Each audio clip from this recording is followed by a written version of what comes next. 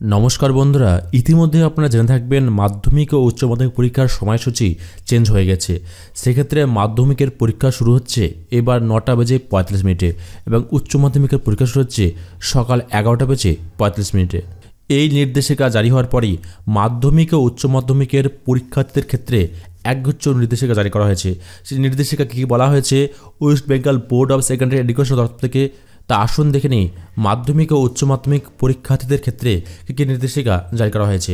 তার আগে ভিডিওটিকে অবশ্যই একটা লাইক করে দেবেন। আপনাদের একটি লাইক আমাদের আরও ভিডিও তৈরি করতে উৎসাহিত করে, তা লাইক অবশ্যই করবেন। আর চ্যানেলে প্রথম হয়ে থাকলে চ্যানেলটিকে সাবস্ক্রাইব করে পাশে দেখতে পাচ্ছেন বেল আইকনটিকে অবশ্যই অল করে রাখবেন।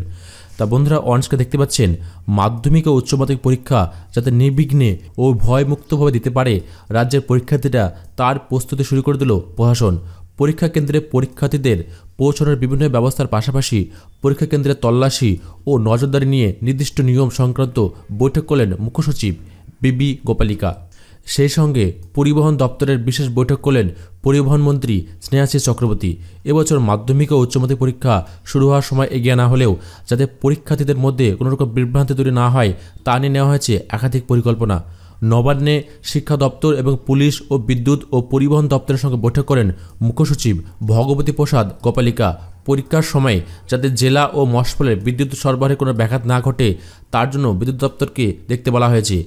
হাতি কবলিত জঙ্গলমহল বা উত্তরের জেলাগুলিতে পরীক্ষার সময় গত বছরের মতো পর্যাপ্ত ড্রাফগেট, বনকর্মী ও হুলাপাট্টি বহাল রাখার নির্দেশ দেওয়া হয়েছে। পরীক্ষা কেন্দ্রের নিরাপত্তা ও প্রশ্নপত্র ফাঁস ও অন্যান্য অপ্রীতিকর ঘটনা আটকানোর দায়িত্ব পুলিশকে দেওয়া হয়েছে।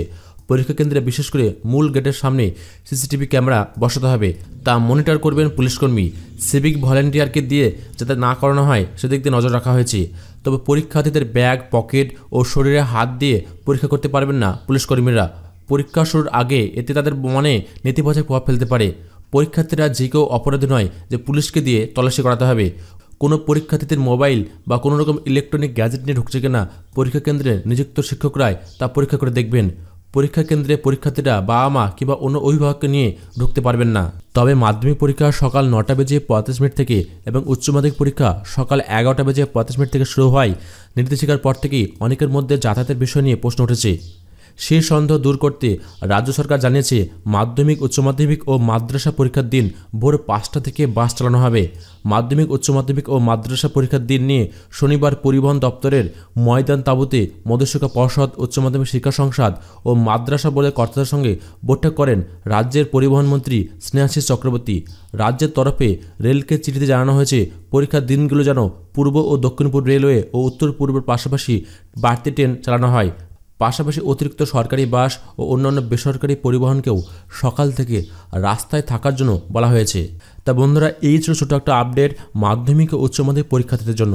তা ভিডিওটা যদি ভালো লাগে থাকে অবশ্যই লাইক করে দেবেন, আর এই ভিডিওটাকে আপনার প্রিয়জনদের মধ্যে অবশ্যই শেয়ার করে দেবেন, তাহলে কারো না কারো উপকার অবশ্যই হবে।